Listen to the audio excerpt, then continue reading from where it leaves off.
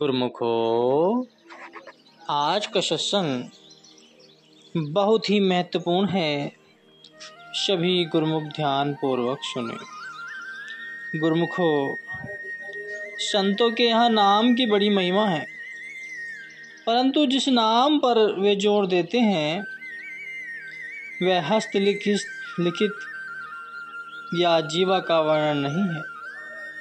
वह निज नाम है अथवा जिसको सतनाम कहा जाता है। इसलिए जब तक निज नाम के साथ संबंध न जोड़ा जाएगा तब तक नाम का पूरा लाभ नहीं हो सकता।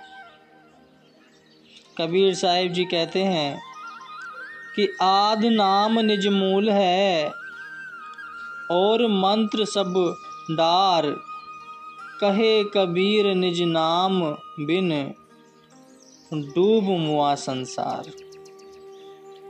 कोट नाम संसार में ताते मुक्ति न होए, आदि नाम जो गुप्त जप बुझे विरला कोय।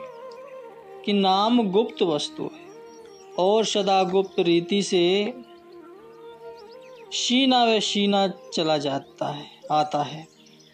जिसकी समझ स्वयं नाम की कमाई करने वालों की संगति करने से आती है।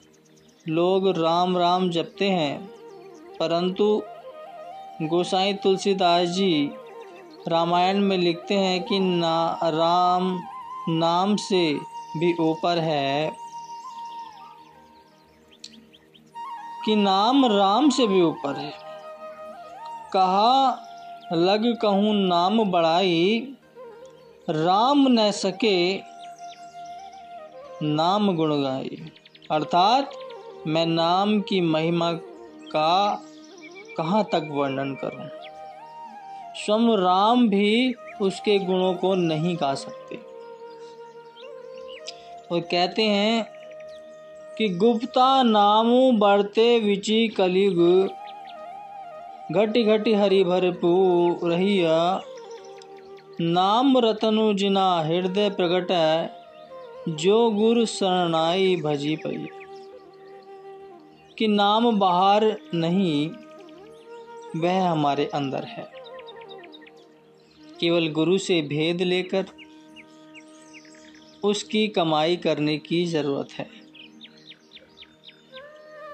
यदि नाम कोई बाहर की वस्तु होती तो महापुरुष यह वचन नहीं करते कि नाम की ध्वनि हमारे अंदर हर समय हो रही है, जो शिखर के स्थान से उतरकर नीचे के मंडलों में सुनाई देती है। हमारी सुरती या रूह का असली संबंध उसी के साथ है। जब गुरु से इसका भेद मिल जाता है तब सुरती उससे मिलाप करती है। जैसे मकड़ी तार का आश्रय लेकर ऊपर चढ़ जाती है, ऐसे ही सुरती नाम की डोर को पकड़कर नाम के भंडार में जा पहुंचती है। यह निवृत्ति का मार्ग है। इससे मन की वृत्तियां सिमटती हैं। सांसारियों के मार्ग प्रवृत्ति के हैं, उनका रुख वही मूर्ख है और उनसे मन की वृत्तियां बिखरती हैं। परंतु यह अंतर्मुख मार्ग कहलाता है।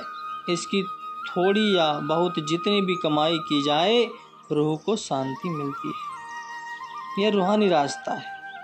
इससे मन की बागडोर को अंदर की तरफ मोड़ना होता है और मन की वृत्तियों को एकाग्र करके अंतर्मुख उल्टाना पड़ता है।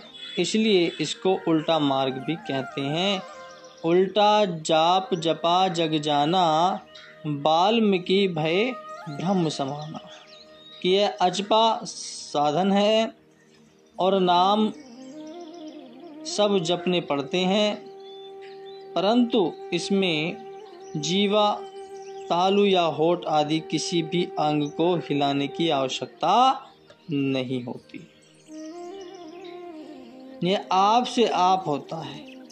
इसकी कमाई से सुरती को एकाग्रता और एक रूखी की ताकत मिलती है और गुरु के बताए हुए निशाने को दृष्टि गोचर रखकर अभ्यासी सहजी तरक्की की तरफ कदम उठाता जाता है।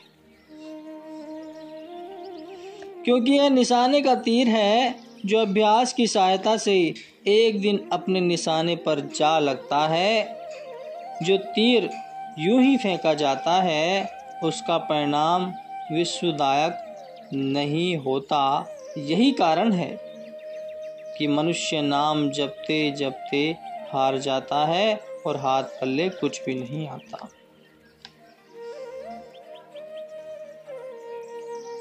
कोई सेठ नाम का अभ्यासी था। उसकी स्त्री ऊपर के पाठ पूजा आदि तो बहुत करती थी, परंतु आंतरिक मार्ग से बेखबर थी। मैं चाहती थी कि उसका पति भी कोई नियम धर्म पाठ पूजा या संध्या आदि किया करे, तो कभी कभी अवसर पाकर वह इस ख्याल को पति के सामने प्रकट भी कर देती थी। वह उसकी बातों को सुन तो लेती थी, परंतु कोई खास उत्तर नहीं देती। एक दिन स्त्री ने अपने मन में यह प्रण किया कि जब तक वह अपने पति के मुख से भगवान का नाम अपने कानों से सुन ना ले, तो उस खुशी में वह साधु सेवा के लिए एक भंडारा करेगी। कि जिस दिन उसने अपने पति के मुख से भगवान का नाम ले लिया, वह उसी दिन एक भंडारा करेगी। उस दिन से वह इसी ताक में रहने लगी कि कभी नहाते धोते खाते पीते सोते या जागते किसी समय पर भी वह पति के मुख से भगवान के नाम का उच्चारण सुने, परंतु उसे सफलता नहीं हुई। एक बार रात के समय सेठ सो रहा था और स्त्री जाग रही थी। जैसे ही सेठ ने करवट बदली, स्वाभाविक ही उसके मुख से राम नाम का शब्द निकला। यह सुनकर वह बहुत प्रसन्न हुई। मन में निश्चय कर लिया कि प्रातःकाल होते ही साधु महात्माओं को निमंत्रण भेजूंगी। जब दिन चढ़ा, सेठ जी पलंग से उठे, स्नान करके भोजन पाया और नित्य के स्वभाव अनुसार दुकान पर चले गए। पीछे स्त्री ने क्या किया, हलवाई को घर बुलाया और भांति भांति प्रकार की मिठाइयाँ और पकवान तैयार कराकर गरीब अतिथि, अभ्यासगत और साधु महात्माओं को बांटने आरंभ कर दिए। यह चर्चा सारे शहर में चल निकली। सेठ ने भी सुना कि आज उसके घर में भंडारा है। शाम के समय दुकान बंद की और घर पहुंचकर जब भोजन आदि से निवृत्त हो चुके तो मुस्कुराते हुए बड़े धैर्य के साथ स्त्री ने से पूछा, सुना है आज तूने भंडारा किया है, यह कैसा भंडारा था? वह झिझक कर बोली, पतिदेव, जब से मैं आपके घर में आई हूँ, आपके मुख से भगवान का नाम मैंने कभी नहीं सुना था। मेरी इच्छा थी कि जिस दिन मैं आपके मुख से राम नाम का शब्द सुन लूँगी, उस दिन साधु सेवा में कुछ अन्न दान करूँगी। सो आज वह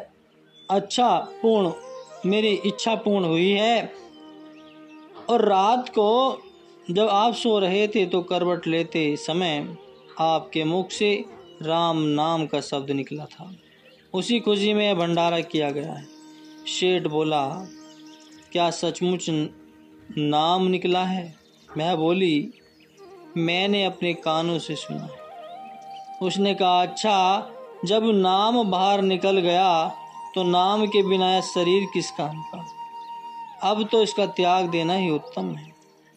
कमरे में जाकर दरवाजा अंदर से बंद कर लिया और ध्यान में स्थित होकर 5 भौतिक चोलों को त्याग कर भगवान के चरणों में जा पहुंचा। सुमरन ऐसा कीजिए, दूजा लखे न कोय, होठ न फरकत देखिए, प्रेम राखिए कोय। बात तो साफ साफ संतों ने कह दी है कि कोई पर्दा नहीं रखा, परंतु असल बात फिर भी गुरु के अधीन है।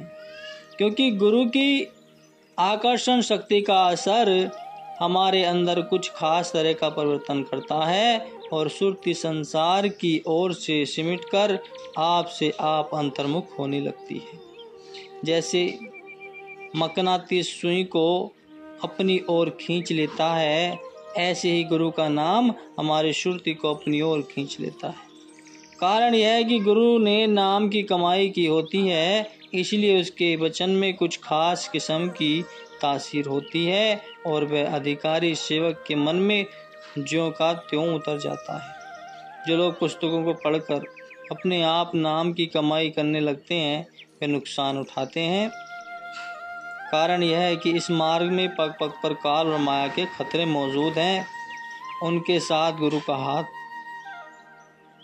का हाथ शामिल नहीं है। जिनके साथ गुरु का हाथ, सिर के ऊपर गुरु का हाथ शामिल नहीं है, वे निसंदेह उन खतरों का शिकार बन जाते हैं। सद्गुरु की शरण ले, क्योंकि यह रास्ता बिना सद्गुरु की सहायता के बहुत ही आपत्तियों और कष्टों से भरा पड़ा है। बोलो जयकारा, बोल मेरे श्री गुरु महाराज जी की जय।